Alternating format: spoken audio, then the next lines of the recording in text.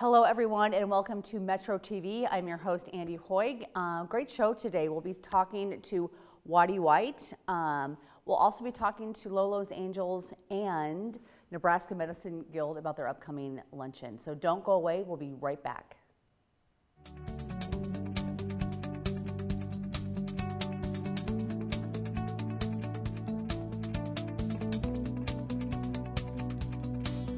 Well, welcome back. I'm here with some ladies from the Nebraska Medicine Guild. Andrea Gutta, she's the Fusion co-chair. We're going to talk about that event coming up.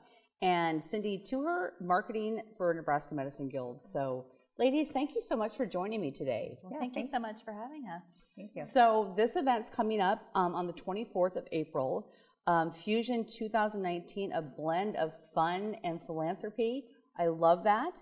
And let's just talk about what is Fusion? I mean, where did this come from? Because this is like a fairly new event, correct? It is. It actually, our first Fusion was in 2015, and we kind of hit the ground running with Jeff Lewis. Yes. So a lot of people remember that, and the event just really took off, and it was just a great way to bring people together to learn about the newer things that are happening, not just with our guild, but with Nebraska Medicine. And every year we've just had these great speakers, and it just keeps filling up. So we're thrilled to bring it back. Was Jeff Lewis really 2015? Did he come back? He came back last year too. All right, so we had a repeat. I know it was so popular. We had a repeat. Okay. All right, because he was super. Yeah, he was fun and engaging. But okay, that's funny because I'm like, yeah, this deja vu. This was not just like this was not 3 years ago. So. But again, what a great luncheon, and you have a really amazing speaker author this year. So let's talk about her.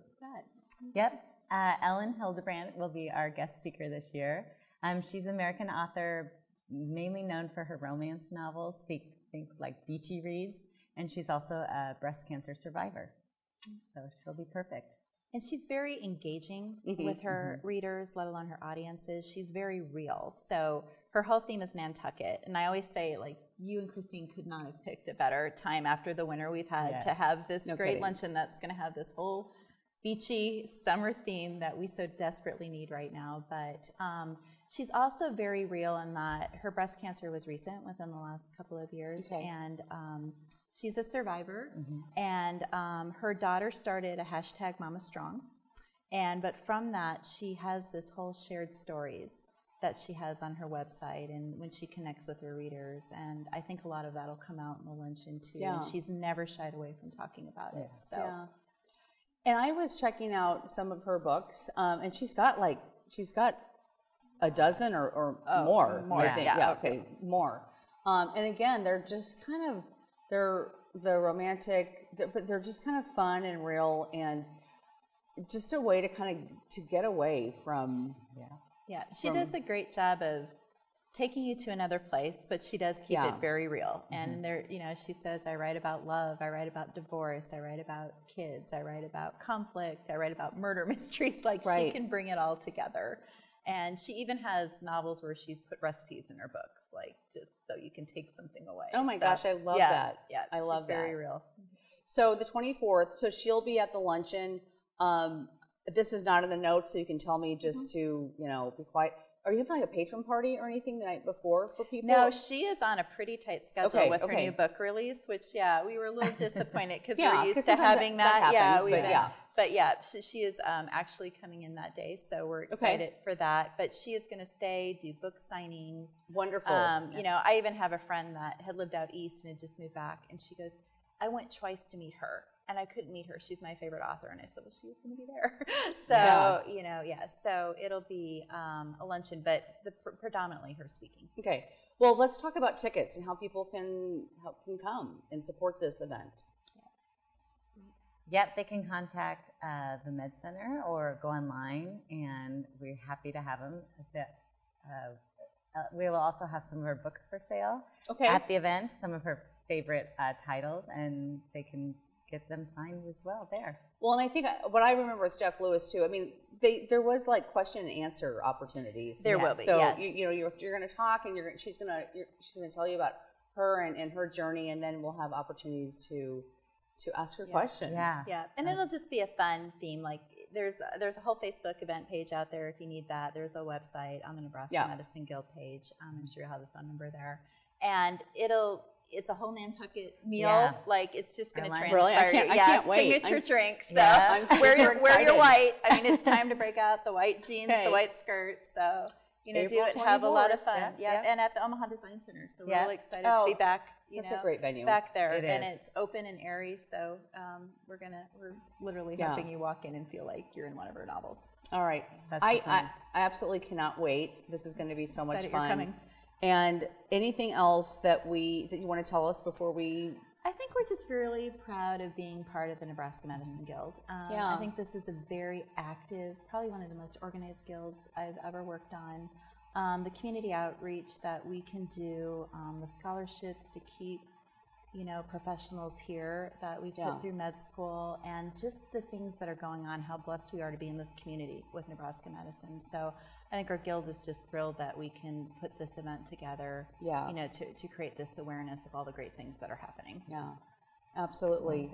Well, ladies, thank you so much for joining me today, and we hope to see all of you on April 24th at the Nebraska Medicine Guild Fusion Luncheon. So don't go away. We will be right back.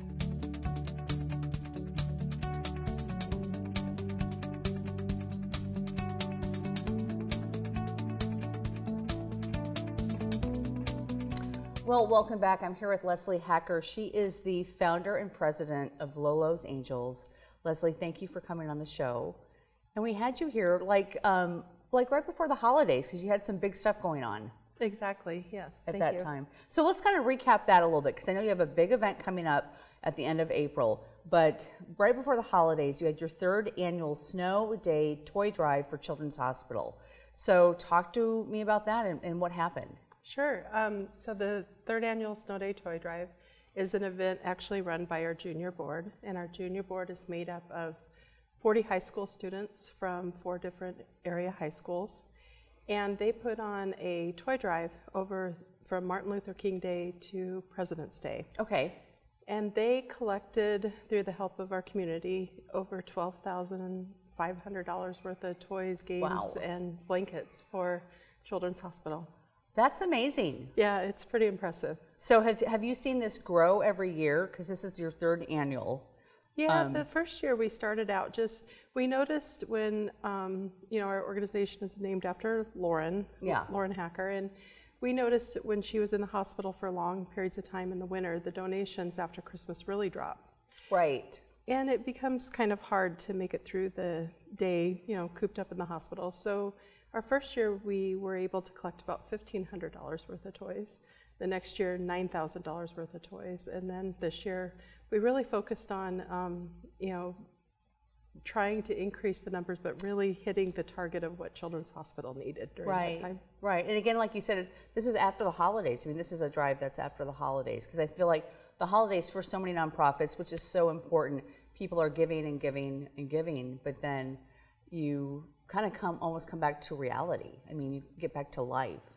And this is how that's helped. Let's talk about your daughter, Lauren, because people that may have not seen the first show, just talk about Lolo's Angels for a couple minutes.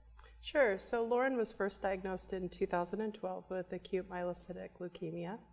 And she spent 6 months at Children's Hospital fighting for her life. And she was able to recover. However, her leukemia came back when she was in 8th grade. And during that time, we watched a lot of children suffer from this disease, and the funding for pediatric cancer is low, and we found some ways to actually increase the chance for these kids to survive. And we formed Lolo's Angels 2.5 years ago. Okay. And we just had a really great coffee meeting. Yes, that I talked to you. It was so great because I just really got to know you, and I think you got to know me, and all the amazing things that you're doing in the community, you and your family, and how where that all comes from. But let's talk about the event that's coming up at the end of April, which is it's unique and it's different. So we're really excited about this event, but it's the first time through in Omaha for something like this. And we developed this event because we wanted something in the spring that would have all the proceeds go to local pediatric cancer research. So that's the purpose of this. We're going to be donating all our proceeds to University of Nebraska Medical Center's Pediatric Cancer Research Fund. And this event is unique. It's you form teams of 4 to 6. It's a scavenger hunt. Exactly. And I always remember when I was a little kid, I loved scavenger hunts. I mean, I don't think about that too much as an adult, but taking that play off of, it's so much fun to experience that. So yeah, walk us through what that means for the day. Well, we're hoping people form, teams with their friends, family, coworkers. There's a bunch of different groups that could form a team. And they'll come out on Sunday Fun Day, April 28th, and they'll have a list of different landmarks between the Old Market and Dundee area. Okay. And they'll take their team and they have to follow, the list, and they'll come up with where they want to go. And all of these places have different amounts of points that they earn. And they'll create a little mascot that they take a picture with. And all these pictures will be uploaded through social media. And after 2.5 hours, they'll meet back at Film Stream's Dundee Theater for food and drinks. And they'll get to see all of their pictures that they've uploaded with their team. Right. And then we award prizes for most number of points, best mascot, and best picture. Right. I mean, I absolutely love it. It sounds like so much fun. You've asked me to be a judge. I'm not even sure what that means, but I said, yes, absolutely, I'll do it. I mean, what a fun day. So how do we sign up for this? Okay, so there's 2 ways. If you go to lolosangels.org, on our very front page of our website, we have tickets sold by Eventbrite. Okay. And you could sign up with your team. Some businesses are sponsoring a team for their business. And you could buy the tickets directly on there. It's also on Facebook as an event. Okay. And what is like the minimum number of team members?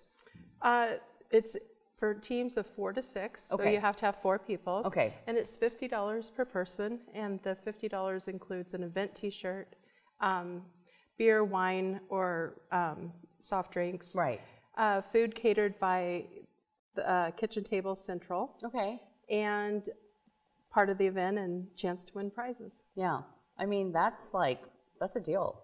Yeah, and we have some great prizes this year. I'm really excited about some of our partners, like Build Club of Omaha has donated golf for the entire team and carts, and Blackstone Meatball is one, La Bouillon, and so a lot of good businesses supporting this. Yeah. And I totally understand with first year events, they're challenging, but they also can be so much fun, and you kind of just get the community involved in something different, this is really different, and it's going to be super fun. So we think so. Our entire board is very excited about this event, so we hope that a lot of people come out and join us. Yeah.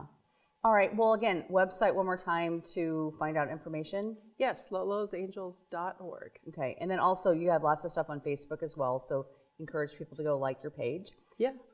So Leslie, thank you so much for coming on. Thank you. Thank you so much for giving us an opportunity. Yeah, you're welcome. And I will see you at the event. Yes, thank you. You're welcome. And we will be right back.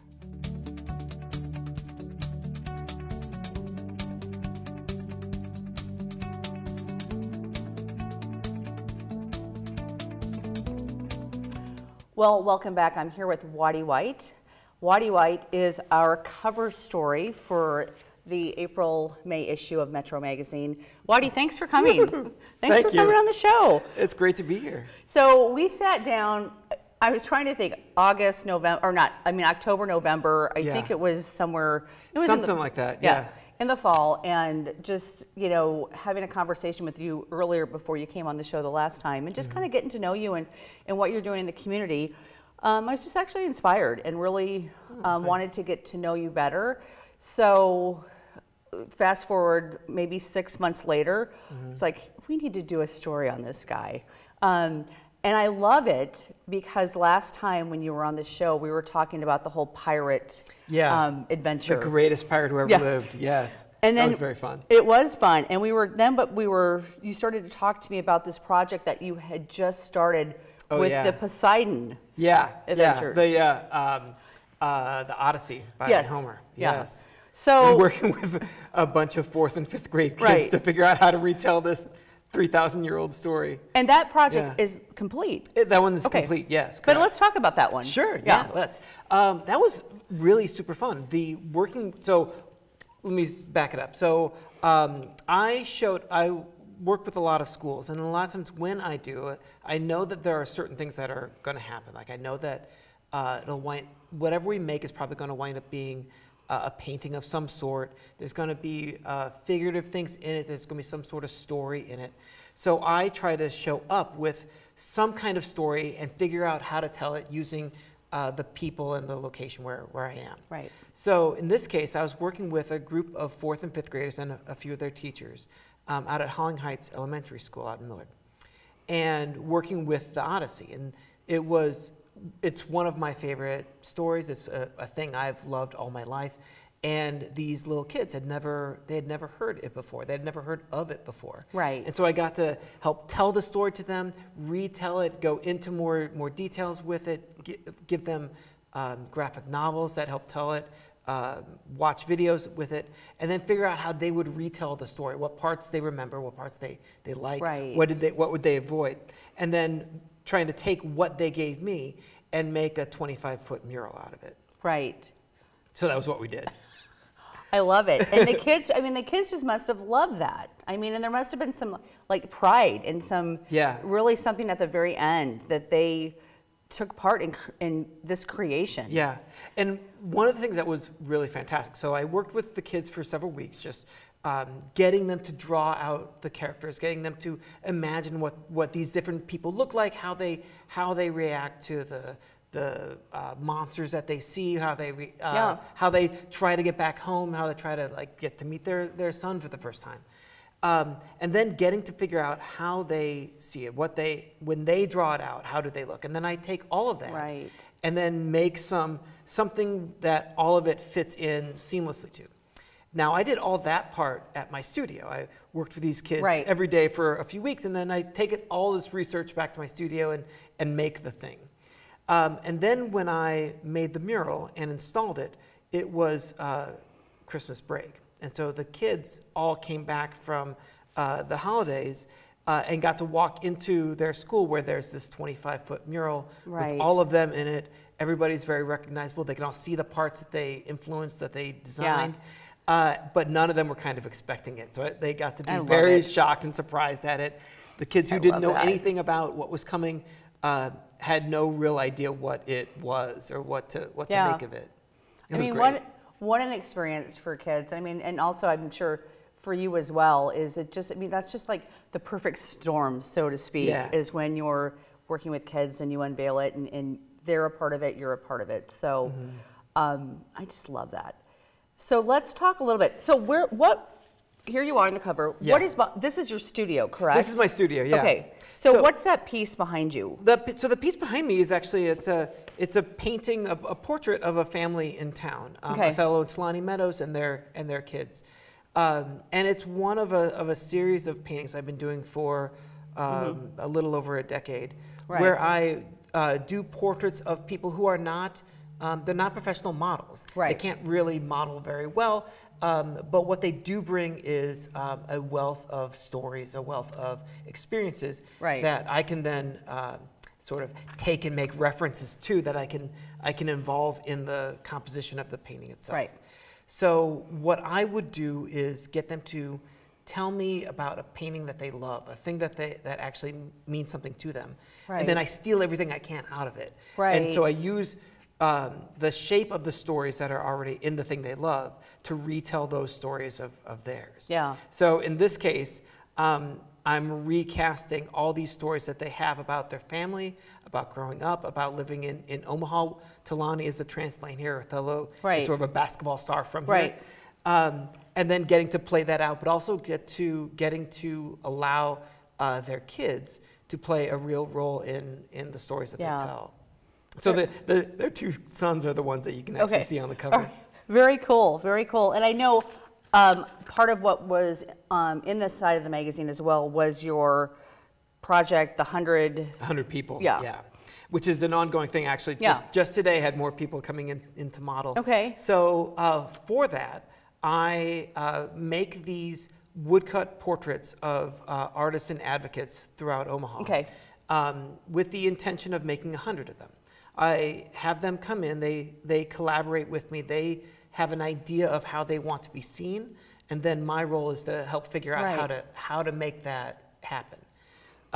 Then I draw it out, I carve them, I print them, and then I digitally print the woodcut itself as an 8-foot tall mural of them. And then I install those around the city, and those will last probably 30 to 40 years before they start to fade.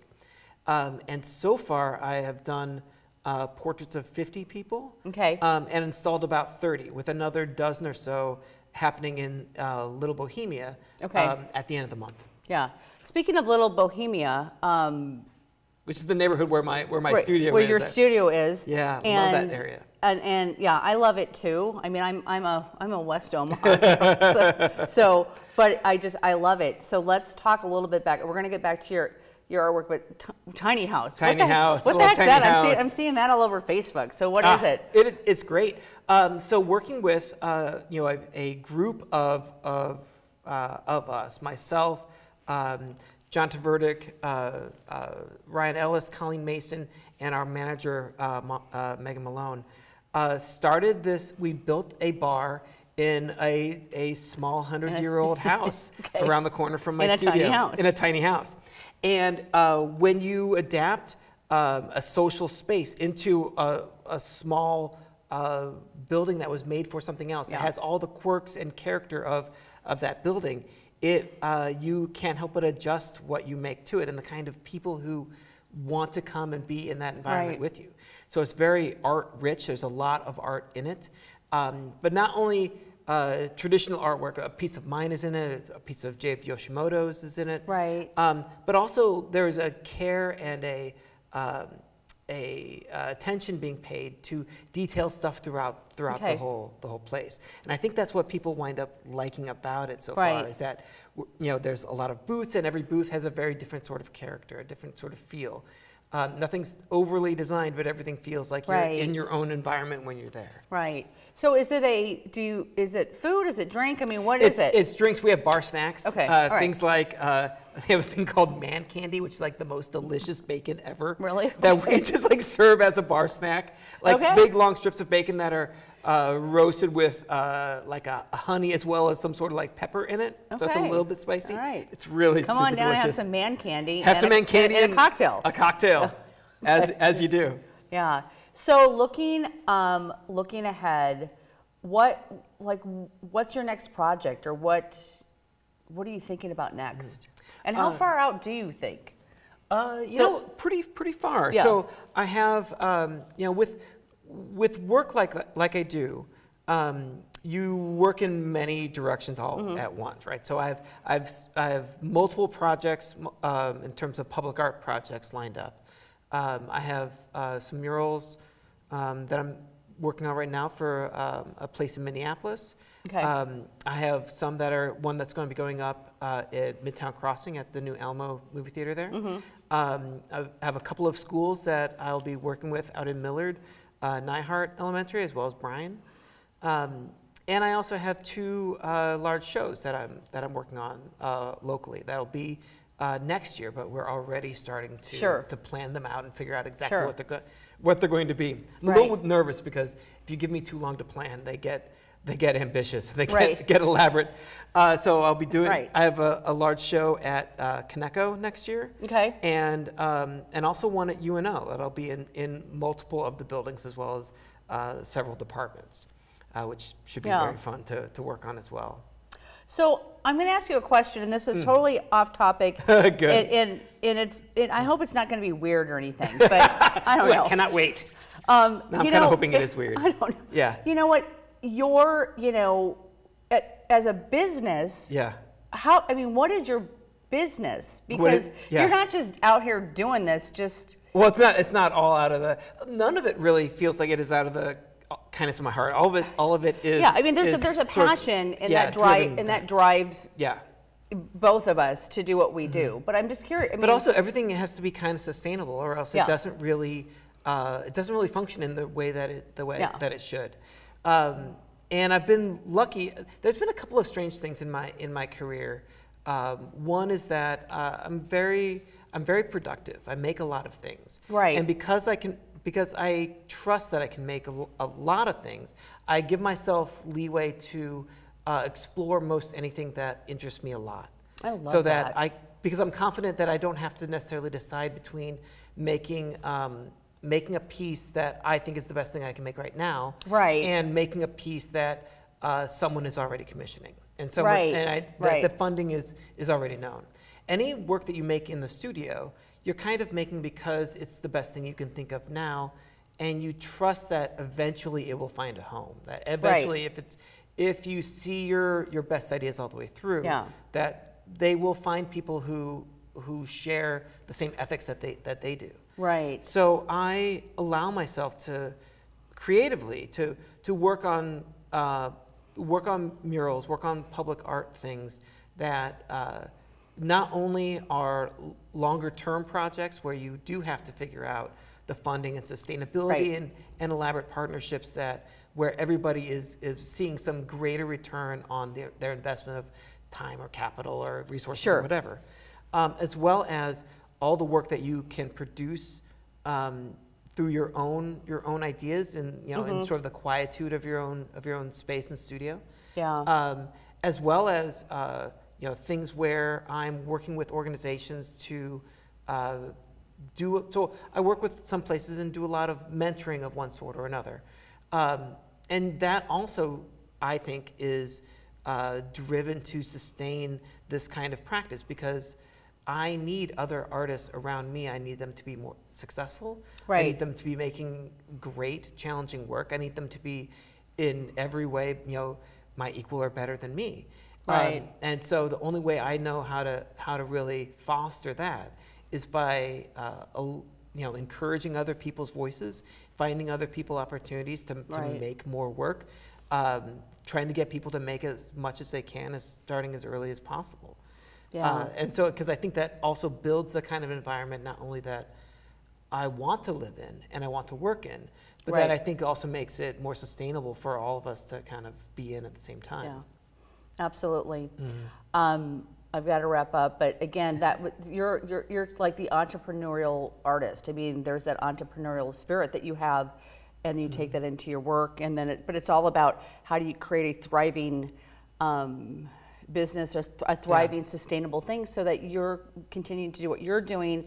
Other people are coming into the mix, and we're all thriving as a community the best that we can. So, and I think that sustainability isn't just economic, but it's ethical, it's creative, it's all the things that enable you to keep going and keep making more. Because I do believe that the best work is going to come in in my 60s or 70s, where I'm finally smart enough to do the big things. I love it. Thank you so much. Thank you for having me. You're welcome. What a joy to get to chat with you again. I'm going to come down to Tiny House sometime, have some man candy and a cocktail. Yeah. So, all right. Thank you for this. This is really fantastic. You're welcome. You're welcome. And we will be right back.